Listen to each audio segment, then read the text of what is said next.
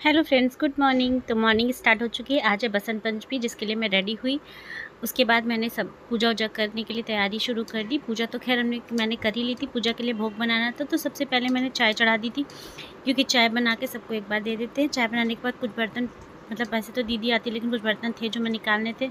उसके बाद मैं खुद को देख रही थी कि भगवान, मेरा कितना वेट गेन कर लिया है मैंने, मतलब बहुत ज़्यादा हो गया। तो मुझे खुद ही में कुछ प्रॉब्लम हो रही थी, तो कोई बात नहीं, धीरे धीरे कम हो जाएगा। उसके बाद किचन की थोड़ी साफ़ सफाई, क्योंकि किचन जो है थोड़ा एडजस्ट ही अच्छा लगता है, इधर उधर फैला किचन नहीं अच्छा लगता। तो मैं जब तो पहले किचन अपना एडजस्ट कर लेती हूँ। बस मेरे को ये अपना जिसमें बर्तन रखते हैं, ये थोड़ा सेट करवाना, ये यहाँ पे अच्छा भी नहीं लगता, और हाथ, मतलब मेरी हाइट की वजह से हाथ भी नहीं पहुँचते हैं। उसके बाद मैंने सोचा कि सुबह नाश्ते में सबसे पहले सैंडविच बना दूँगी, क्योंकि सैंडविच से आराम ये रहेगा, फिर सब लोग थोड़ा थोड़ा कुछ खा लेंगे, क्योंकि भोग बनाने में भी थोड़ा टाइम लगेगा। तो मैंने सबके लिए आलू बॉयल कर लिए थे। इसके लिए फिर मैं सैंडविच की तैयारी करने लगी। देखिए, आलू छील लिए। आलू छीलने के बाद मेरे से ये आलू जो नए आलू होते हैं ना, तो उनको छीलने में बहुत दिक्कत होती है। वैसे मैं छील के ही उबालती हूँ, लेकिन दिक्कत ये हो जाती है ना, कि फिर प्रॉब्लम होती है थोड़ी बहुत, मतलब छीलने में इसके छिलके बहुत कम उतरते हैं। तो मैं इसीलिए मैंने चाकू उठाई कि चलो जल्दी जल्दी काम करते, क्योंकि आज काम भी है, पूजा है। ये सब करने के बाद पापा बाहर से सामान लेकर आए थे, दूध वगैरह, पूजा का फल, मिठाई, ये सब आया था। तो इसके लिए मैंने इसको भी अलग से निकाल के रख दिया, क्योंकि सारा सामान अच्छे से एडजस्ट कर लो तो सामान मिलने में फिर प्रॉब्लम नहीं होती है। बस ये सब फूल माला, ये केला, और जो मीठा जो भी भोग लगता है हमारे यहाँ, ये, और हम लोगों ने मटर मंगाई थी। कल हमारे यहाँ सुहागिले हैं, तो उसके लिए भी सामान थोड़े पहले से मंगा लिया था। ये दूध के पैकेट आ गए। ये सब सुबह का मेरा तो रोज़ का ही काम है, ये सब कुछ ऐसे रखना, सेट करके दूध के पैकेट धुल के फ्रिज में लगाना। बस ये सारे काम करके दूध के पैकेट, मतलब आदत सी हो गई है कि धुल कर ही रखते हैं। दुकान से आते हैं, थोड़ा सा मन नहीं मानता, कोविड के टाइम से एक आदत जो पड़ गई है वो अभी तक है, इसको हम लोग धुल कर ही रखते हैं। ये सब करने के बाद बाकी सारे काम स्टार्ट हुए। बननी थी आज हमारे यहाँ कढ़ी के लिए भी कढ़ी, चावल, रोटी, ये सब हमारे यहाँ बनती है। इसी की तैयारी शुरू हो गई थी। और इधर मैं बना रही थी थोड़ी सी चाय, कि मैं जल्दी से सबको चाय भी बना के दे दूँ। जो भी चाय बची थी, एक दो लोगों ने नहीं पी थी, और आद्या का भी दूध ठंडा करना था, वो भी उठ गई थी, और पापा को नाश्ता देना था। तो इधर मैंने पापा को पहले दूध कॉर्नफ्लेक्स दिया, क्योंकि सैंडविच बनने में टाइम था। तो पहले मैंने पापा को दूध कॉर्नफ्लेक्स दे दिया कि वो खा ले, उनका दवाई का टाइम हो रहा है, टाइम से वो खा ले। उसके बाद फिर आगे अपना काम बढ़ाऊँगी। इससे आराम भी रहता है, मतलब थोड़ा सा खा पी लेते हैं, सब लोग नाश्ता वाश्ता कर लेते हैं। ये सब करने के बाद आगे के काम स्टार्ट हुए। आगे बस सैंडविच की तैयारी करने लगी कि सैंडविच बना दूँगी, पर सब लोग थोड़ा लेट से उठे, तो फिर हुआ कि कोई बात नहीं, मैं अपनी बाकी की तैयारियाँ शुरू कर देती हूँ।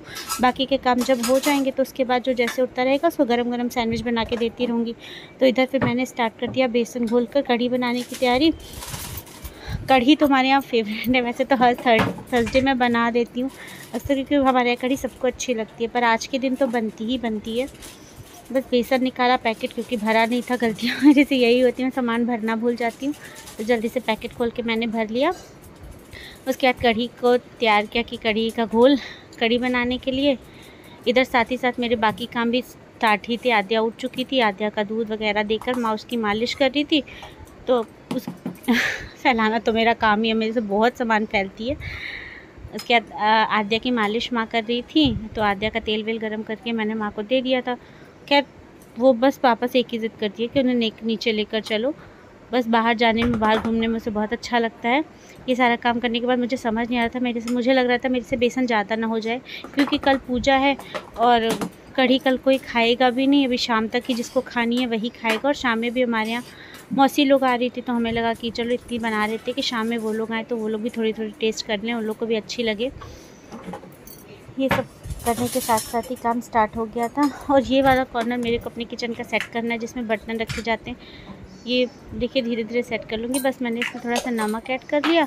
नमक, हींग, मिर्च तो मैं ऐड नहीं करती हूँ, क्योंकि मिर्च पापा खाते नहीं है।